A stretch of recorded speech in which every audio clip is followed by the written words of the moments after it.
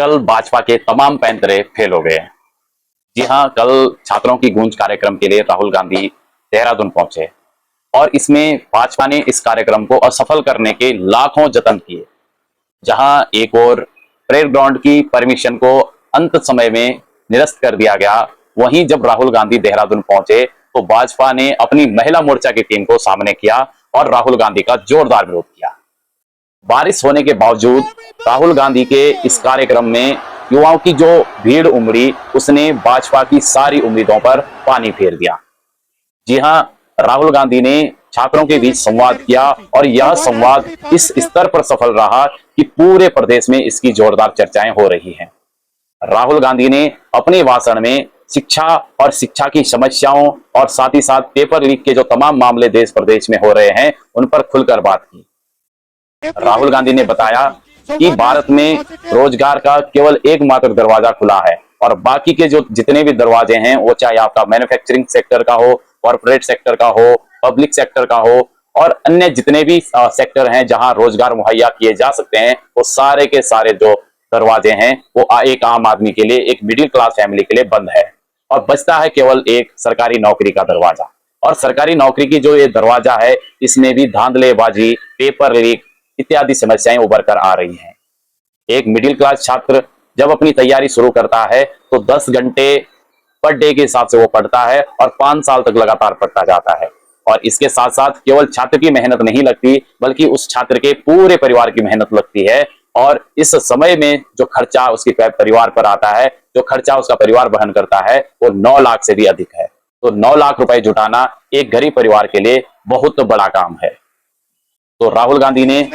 युवाओं से जो संवाद किया है, इससे युवाओं में एक नई उम्मीद जगी है। राहुल गांधी ने छात्रों के गूंज इस कार्यक्रम में राजनीति को बिल्कुल तटस्थ रखा। राहुल गांधी ने राजनीति के इतर छात्रों की समस्याओं पे बात करी, पेपर लीक्स पर बात करी और छात्रों की एजुकेशन में क्या क्या समस्याएं हो सकती हैं उन पर बात करी और इन समस्याओं का समाधान किस तरीके से किया जा सकता है उस पर बात करी। इससे यह साबित होता है कि राहुल गांधी भारत का एक ऐसा उभरता नेता है जो न केवल छात्रों के लिए, न केवल युवाओं के लिए, न केवल महिलाओं के लिए, न केवल दलितों के लिए, न केवल अल्पसंख्यकों के लिए, न केवल गरीब वंचित शोषित समाज के लिए,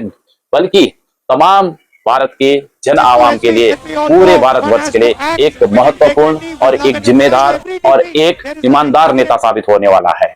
हालांकि भाजपा की लाख जतन के बाद, लाख कोशिशों के बाद भी यह कार्यक्रम सफल रहा। इसकी आप सभी देशवासियों को, प्रदेशवासियों को, तमाम छात्रों को बहुत बहुत बधाई है। कुछ लोग कह रहे हैं, जैसे वसूली मोर्चा जो भाजपा का फेसबुक हैंडल है, कि राहुल गांधी की जो भीड़ है वो नकली भीड़ है और जो असली छात्र उत्तराखंड के थे वो बॉलीवुड सिंगर के गाने सुनने आए थे। तो मैं आपको बता देना चाहता हूं, राहुल गांधी के छात्रों की गूंज कार्यक्रम को सुनने के लिए, राहुल गांधी से संवाद स्थापित करने के लिए उत्तराखंड प्रदेश के तमाम 13 जिलों से लोग आए थे और एवरेज अगर कहें तो एक जिले से कम 500 लोग वहां पर पहुंचे थे, जिसका अंदाजा इतनी घोर बारिश होने के बावजूद, इतनी जोरदार मूसलाधार बारिश होने के बावजूद भी वहां उमड़ी भीड़ से लगाया जा सकता है। और यहाँ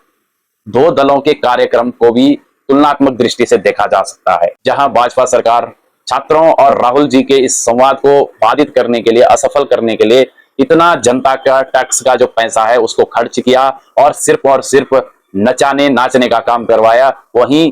छात्रों की गूंज कार्यक्रम से जो आउटपुट निकला वह न केवल उत्तराखंड के 2027 में होने वाले विधानसभा को प्रभावित करेगा, विधानसभा चुनाव को प्रभावित करेगा, बल्कि देश में 2029 में होने वाले लोकसभा चुनाव को भी कहीं ना कहीं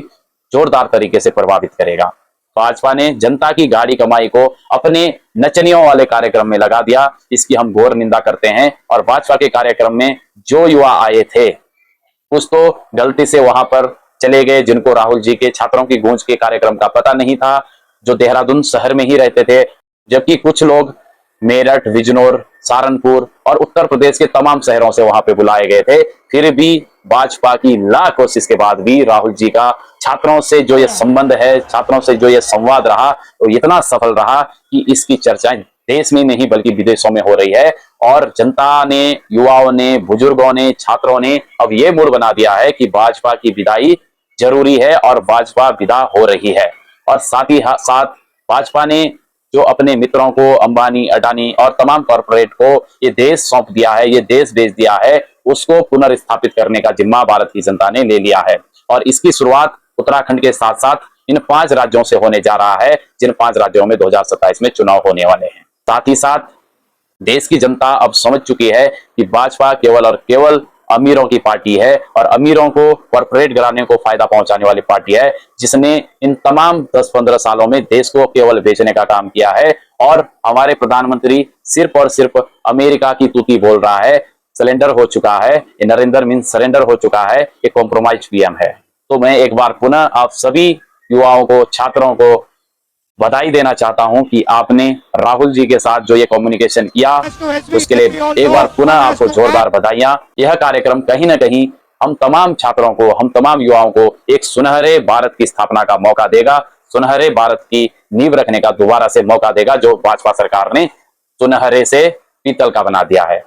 और मैं आशा करता हूं कि ये छात्रों की गूंज का जो ये कार्यक्रम है, वो उत्तराखंड के साथ साथ अन्य तमाम शहरों में, तमाम राज्यों में ये होने वाला है और ये कहीं ना कहीं भारत के भविष्य को सुरक्षित करने वाला कार्यक्रम है। और ये इसका सकारात्मक परिणाम आने वाले दिनों में भारत को और भारत सहित भारत के तमाम राज्यों को देखने को मिलेगा। इसी के साथ जय हिंद, जय भारत, जय उत्तराखंड।